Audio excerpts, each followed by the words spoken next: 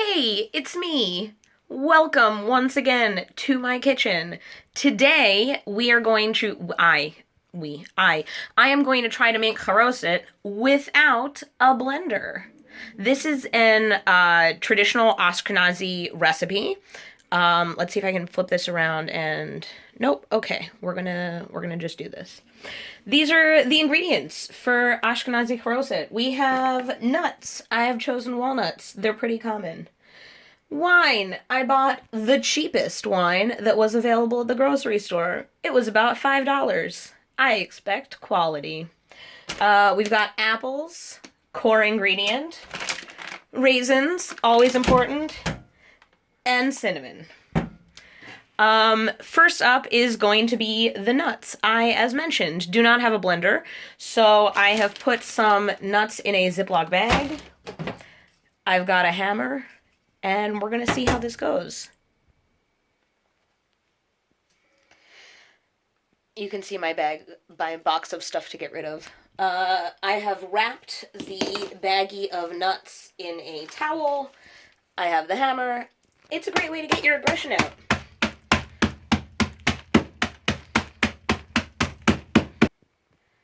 So we're a bit further along, nearly done. I didn't mention the reason I wrap it in a towel is because Ziplocs and other zipper bags are notorious for opening up.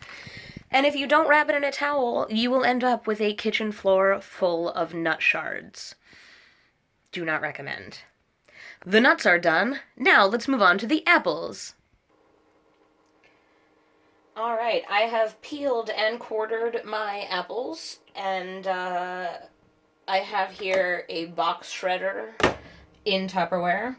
Could I just dice the apples? Yes, absolutely. Do I have any interest in dicing the apples? Not on your life. So I've grated some of the apple. You can see it's looks a lot like latkes, to be honest. This whole process is very similar to the beginnings of latke making, mostly in that all of it would be a lot easier with a food processor. Food processors, they're where it's at. So I added the ground up nuts, the mushed up nuts, to the apples, and it's stirring and coming along nicely. You can see that it does bear a startling resemblance to the mortar between the bricks that the ancient Israelites theoretically used to build the pyramids, or whatever it was they were building, historically or not. Most of that resemblance is because it's pretty brown. We're going to make it a slightly different shade of brown with some raisins now. You could just toss in your raisins whole, but I'm not going to. I'm going to chop up my raisins. Let's see how it goes. The raisins have been chopped with the help of the big knife. The small knife was not up to it. We're going to add the raisins. Go on. Into the... Might be as good as it gets. Adding the mushy raisins into the mix, and we're going to stir that up. I really need a third hand, or maybe a tripod.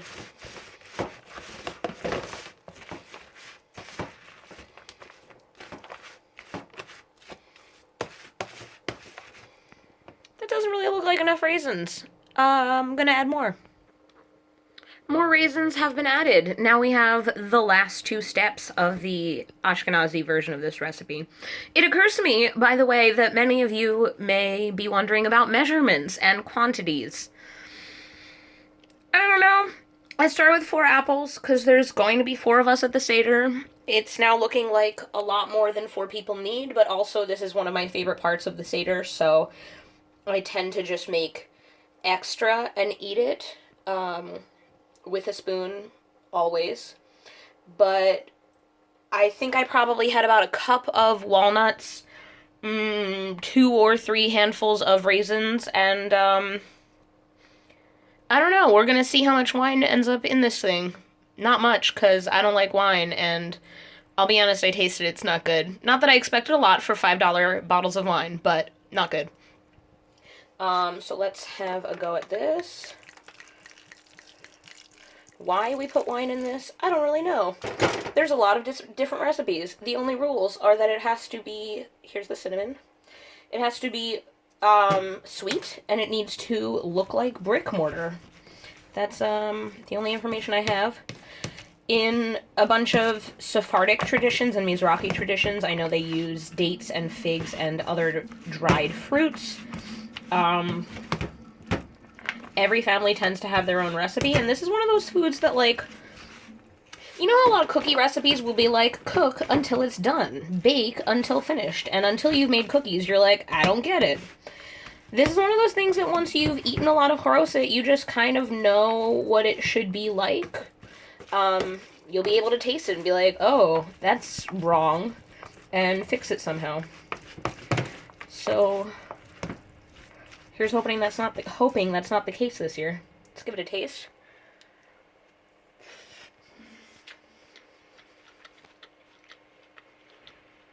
Yeah, good enough. And that's how you make charoset. Enjoy!